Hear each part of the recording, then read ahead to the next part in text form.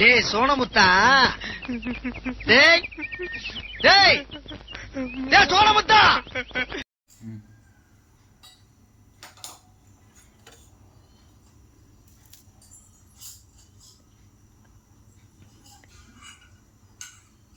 இப்போ நம்ம வந்து கடலப்பருப்பு வடை செய்ய போகிறோம். ஏற்கனவே நான் வந்து கடலப்பருப்பு வந்து ஒரு 4 மணி நேரம் ஊற வச்சிருக்கேன். அதை வந்து நம்ம வச்சுக்கலாம். இந்த கடலப்பருப்பில் வந்து மிக்சியில் சேர்க்கும் போது அது கூடவே 2 பச்சை மிளகாய், ஒரு 3 வரமிளகாய் எடுத்திருக்கேன். இது வந்து காரம் ரொம்ப இருக்காது. கொஞ்சமாக ஒரு 2 ஸ்பூன் வந்து சோம்பு இது கூட நம்ம சேர்த்துக்கலாம். அதுக்கப்புறமா இதை வந்து நம்ம கொஞ்சமாக ரொம்ப வந்து மாவு மாதிரி அரைக்கக்கூடாது, கொஞ்சம் பரபர அப்படிங்கிற மாதிரி நம்ம கொஞ்சம் அரைச்சிக்கணும். இதை நம்ம போட்டுக்கலாம்.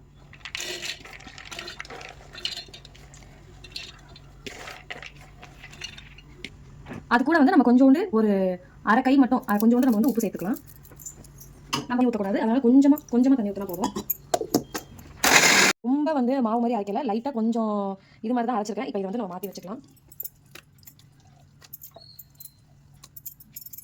எப்போவுமே நம்ம மாவு அரைக்கும் போது மிக்சியில் இருக்கிற தண்ணி வந்து நம்ம கழுவி ஊற்றுவோம். சட்னி மாதிரி அரைக்கும் போது இதுக்கு வந்து அந்த மாதிரி பண்ண வேண்டாம்.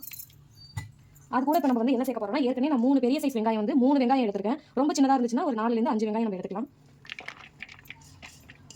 நம்ம காரத்துக்கு வந்து ஏற்கனவே வந்து பச்சை மிளகாய் வந்து அதிலே போட்டு அரைச்சிருக்கோம். இது வந்து குழந்தைங்க வந்து சாப்பிடலாம், அதனால தான் நம்ம வந்து பச்சை மிளகாய் வந்து அதிலே போட்டு அரைச்சிருக்கோம். அது கூட வந்து நம்ம கொஞ்சம் வந்து கருவேப்பிலை ஒரு 2 கொத்தி எடுத்துருக்கேன். இதை நம்ம அப்படியே லைட்டாக கொஞ்சம் பிச்சு போட்டுக்கலாம்.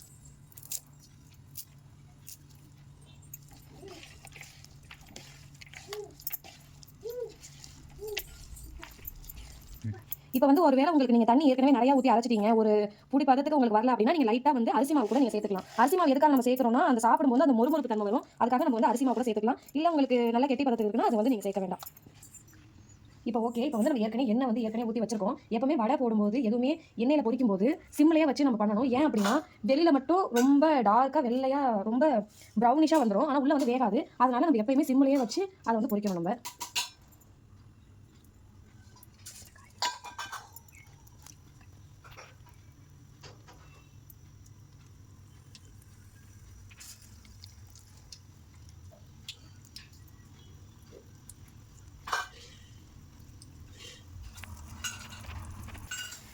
இப்போ பாருங்கள், நம்மளுக்கு வந்து அது நல்லா ப்ரௌன் ஷேடில் நம்மளுக்கு வருது. இப்போ வந்து நம்ம வந்து எடுத்துக்கலாம்.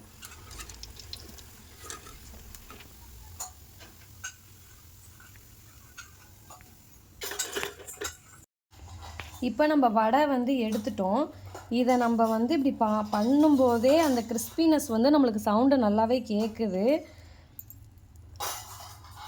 இது வந்து ரொம்ப டேஸ்டியாக இருக்கும். இப்போ இருக்கிற மழை காலத்தில் வந்து நீங்கள் வந்து குயிக்காக ஒரு வீட்டில் இருக்கிற பொருளை வச்சே நீங்கள் சாப்பிட்ணும் அப்படின்னு நீங்கள் நினச்சிங்கன்னா இந்த வடையை வந்து நீங்கள் கண்டிப்பாக ட்ரை பண்ணி பார்க்கலாம்.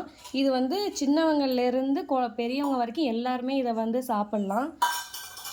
Okay, thank you friends. Okay friends, like பண்ணுங்கள், ஷேர் பண்ணுங்கள், சப்ஸ்கிரைப் பண்ணுங்கள். உங்கள் ஃப்ரெண்டு யாருக்காச்சும் ஓகே, நம்ம நெக்ஸ்ட் வீடியோவில் பார்க்கலாம்.